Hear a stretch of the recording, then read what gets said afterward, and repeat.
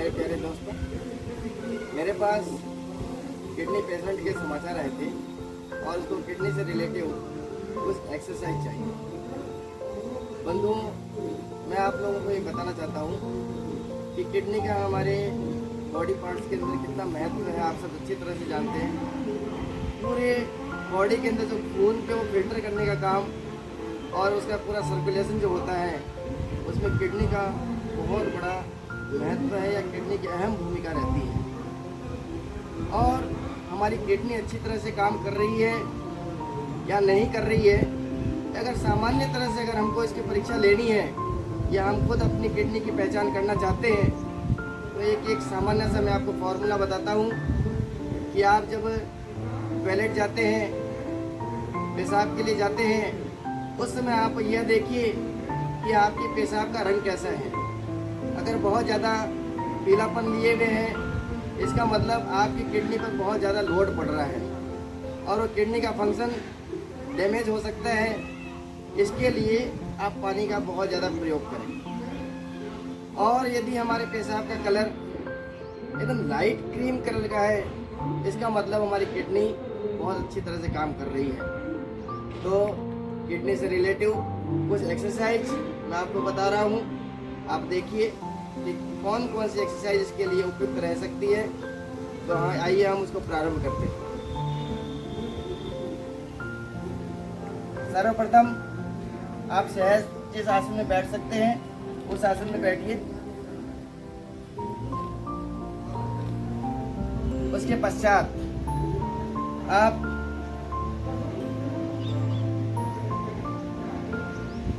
अपने दोनों पैरों को इस प्रकार से करें, रीढ़ की हड्डी प्रयास करें सीधी रहे और दोनों हाथों से इसको पकड़ें, जिसको हम बटरफ्लाई आसन या तितली आसन कहते हैं, उस पोज के अंदर आए और धीरे धीरे अपने पैर को ऊपर नीचे करें।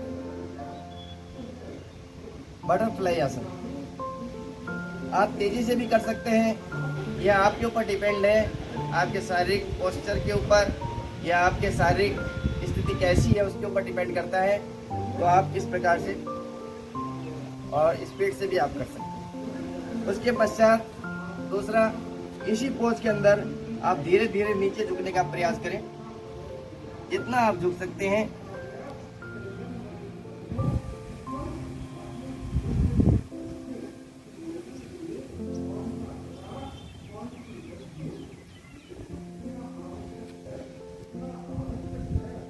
फिर यहाँ पर थोड़ी देर रुके, उसके पश्चात वापस सीधे हो जाए, श्वास छोड़ते हुए नीचे की तरफ।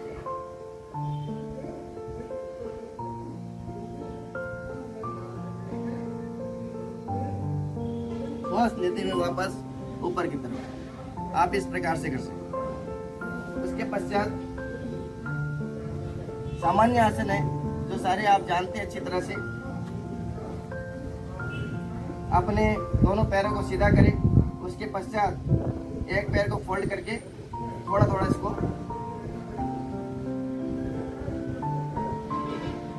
15-20 बार इसको ऊपर नीचे करें। उसके पश्चात अपने पैरों को अंदर दबाकर, उसके पश्चात आप सहज अपनी रीढ़ की हड्डी को सीधा रखते हुए अंगूठे को टच करें और इस प्रकार से रीढ़ की हड्डी सीधे रखिए। जितनी देर रुक सकते हैं रुकने का प्रयास करें। उसके पश्चात अगर संभव हो सके और आपका डेली प्रैक्टिस और प्रैक्टिस नहीं हो तो आपकी धीरे धीरे अभ्यास करने से आदत पड़ जाएगी। आप धीरे धीरे दोनों हाथों से इसको पकड़ें और अपने जितना झुक सकते हैं, जितना फोल्ड कर सकते हैं, सांस छोड़ते हुए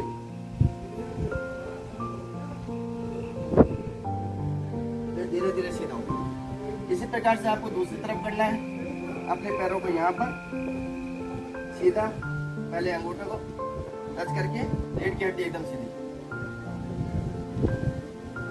फिर जितना आप कर सकते हैं।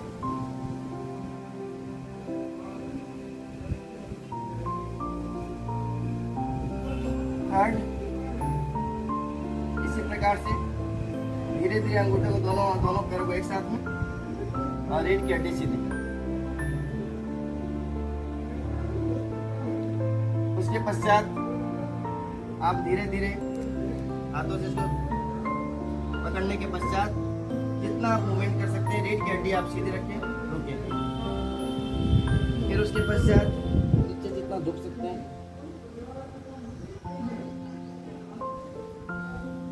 इस प्रकार से इस आसन को किया जा सकता है। सो करके भी कुछ आसन किए जा सकते हैं, बैठ करके कुछ आसन।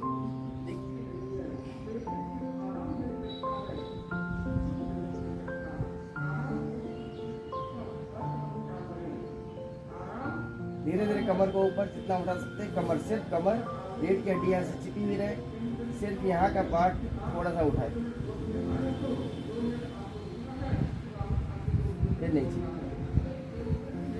इसी प्रकार से कुछ देर करें। उसके पश्चात आप थोड़ा थोड़ा इसको और ऊपर उठाने का प्रयास करें, फिर स्टॉप, फिर और उठा सकते हैं।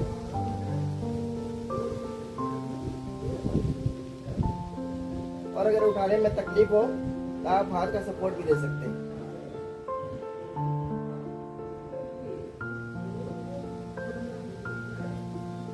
इस प्रकार से।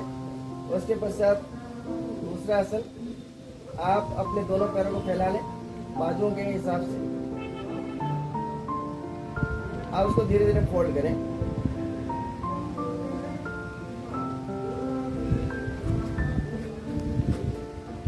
इतना कर सकते हैं। दोनों हाथों को आप सिर के नीचे रख सकते हैं। इस प्रकार से हाथ की मुद्रा बनाकर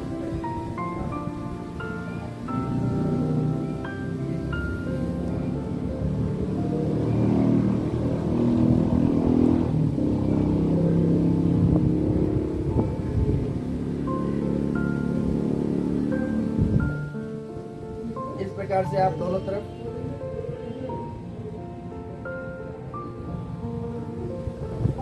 स्टॉप।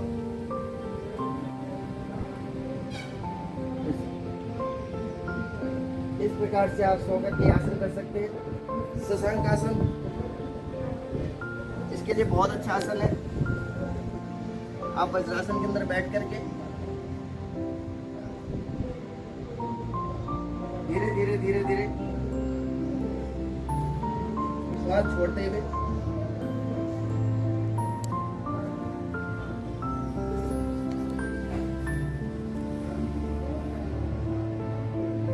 स्टॉप, धीरे धीरे धीरे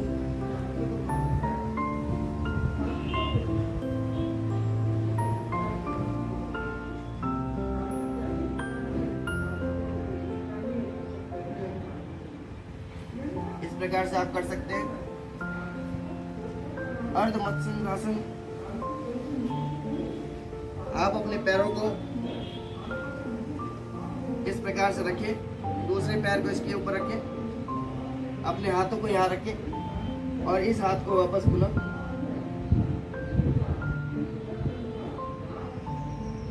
आप हाथ को नीचे भी कर सकते हैं और ऐसे भी रख सकते हैं। और जितना आप यहाँ से इसको फोल्ड कर से मूवमेंट हो सकता है इसका, उतना मूवमेंट करने का प्रयास करें। स्टॉप, फिर वापस सीधे। इसी प्रकार से दूसरे।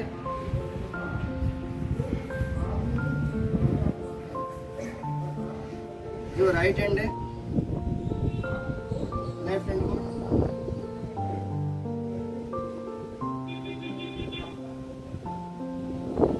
इसके लिए एक आसन और पवन मुक्त आसन, वह भी बहुत बेस्ट है, वो भी आप सो करके कर सकते हैं। पवन मुक्त आसन के लिए सीधा अगर नहीं हो, मान लो किसी के पेट में ज़्यादा तकलीफ है, पेट ज़्यादा बाहर हो, उसके लिए आप पहले एक पैर को फोल्ड करें, उसको पकड़ने का प्रयास करें। जितना अगर आपका पेट बाहर होगा तो पकड़ा नहीं जाएगा, कोई बात नहीं है, नहीं पकड़ा जाए तो भी जितना आप यहाँ से जहाँ से भी आप पकड़ सकते हैं, उसको पकड़ने के पश्चात श्वास छोड़ते हुए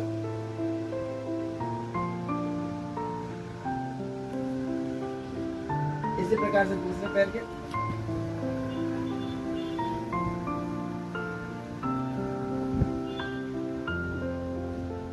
फिर दोनों पैर को एक साथ उठाइए, पकड़िए और जितना नाक को टच करने का प्रयास करें। श्वास छोड़ते हुए, स्टॉप। फिर सीधे। अगर इस प्रकार से पकड़ने में दिक्कत होती है, आप दोनों हाथों को यहाँ रख सकते हैं, यहाँ रख करके इस प्रकार से दबाएं और फिर उसके बाद में हाथों को प्रेशर लगा के शरीर को उठाते हुए।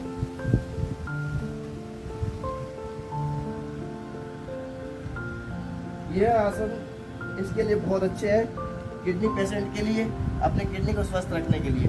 इसके साथ में आप प्राणायाम, मैं आपको कुछ प्राणायाम बताता हूँ। 2 प्राणायाम इसके लिए बहुत बेस्ट है। आप जिस आसन में बैठ सकते हैं, पद्मासन में, वज्रासन में, सुखासन में, जो भी आसन का आप प्रयोग कर सकते हैं उस आसन में बैठिए।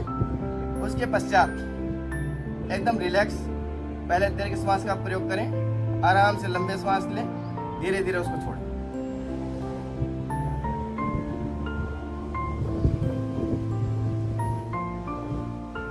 बॉडी रिलैक्स होने के पश्चात कपालभाति का प्रयोग इसके लिए बहुत अच्छा है। श्वास कपालभाति के अंदर आपको सिर्फ श्वास को छोड़ना है, लेने के लिए आपको प्रयास नहीं करना है, सिर्फ छोड़ने के ऊपर आपको फोकस रहना है। अब वो आपके ऊपर डिपेंड है। अगर आपके पेट के अंदर किडनी की ज़्यादा प्रॉब्लम, आप धीरे धीरे करें, आपको तेजी से करने की अपेक्षा नहीं है, धीरे धीरे।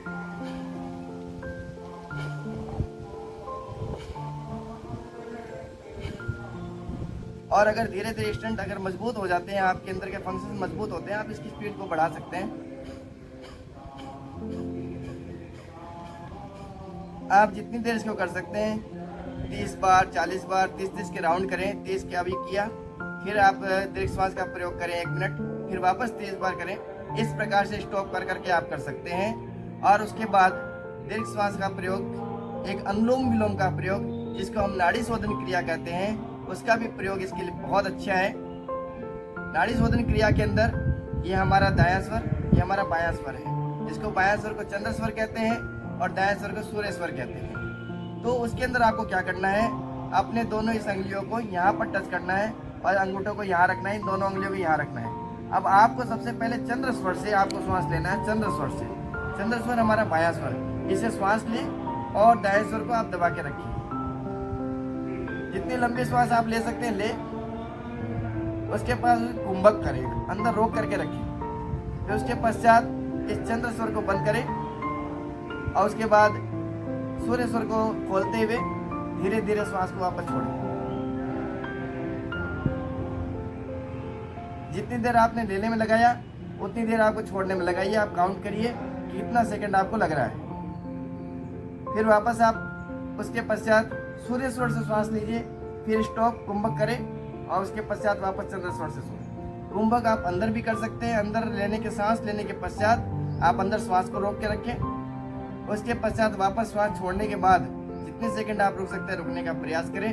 फिर वापस दूसरे तक, जिस स्वर से आप ले रहे हैं उससे लीजिए, दूसरे से छोड़िए, फिर दूसरे से लीजिए, वापस पहले वाले से छोड़िए। इस प्रकार से आप नाड़ी शोधन क्रिया, अनुलोम विलोम की क्रिया आप कर सकते हैं। किडनी पेशेंट के लिए बहुत अच्छा है। तो मेरा सभी मेरे प्यारे दोस्तों से मेरा खूब मैं उनके लिए मंगल कामना करता हूँ कि आप स्वस्थ रहें, आपका जीवन स्वस्थ अच्छा रहे। इसी के साथ